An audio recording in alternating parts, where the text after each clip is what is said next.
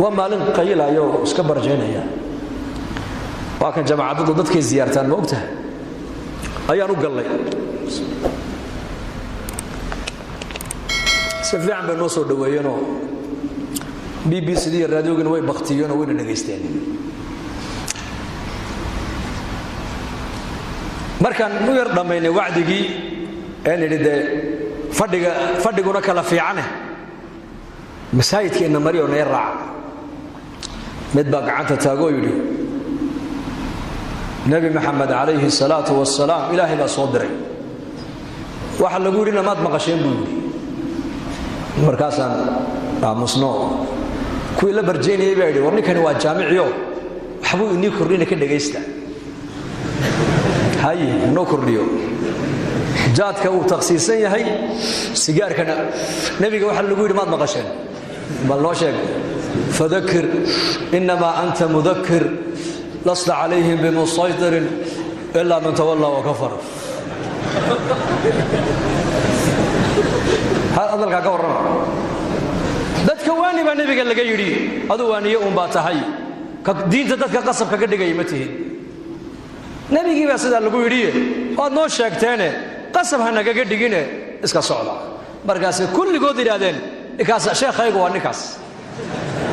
shaydaan baa sheekhiina aqoontii uu hayaa laakiin taqwadii baa hoos u taal iimaankii baa daciifa anagoo jawlad bari soconna baa nin u tagnay in soomaaliya oo la yidhi ninka waa soomaali waa nin meel fadhiyo khamri cabbaaya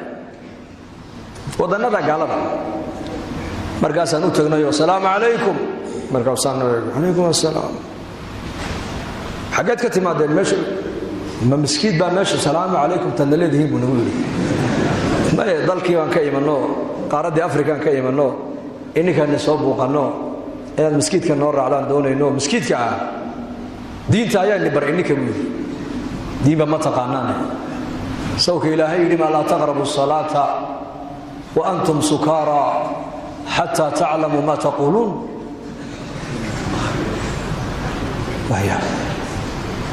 nin sakhraana oo aayaddu daliilinaya eg macluumaadka uu hayaa laakiin yaqiintiiyo iimaankii baa daciifa markaasaan ku nidhi laa baas na raac sidaa nagu raaca niman raacaya na raac jamaacadda intii kalaad soo salaamaya na raac ilaahay fadligii ninka sidii buu nagu soo raacay jamaacaddii buu la dhagaystay habeenkii buu nala seexday subaxdii markuu kacay ee khamradii ay ka bacday uu arkay miskiid laga dul eedaamayo uunbuu telefoon qaatay oo wuxuu yidhi uun ayaa meeshan i keenay ii sheegay buui waan xidhibe booliis baan ugu yeedhayay waddankan haddii booliis lagugu yeedho waa khalaas waa lagula tegi buui markaasaan idhi aan cidba kuumaydhi naga raalliha waa iska socow bas iska socow markii dambe raggii noo sheegeen waxay nagu yidhaahdeen ninkaa waddanka markuu soo galay caalim buu ahaa weliba masaajid waddanka ku yaalluu imaamka ahaa bay nagu yidhahdeen maantana dariiquu khamriga ku cabbayaa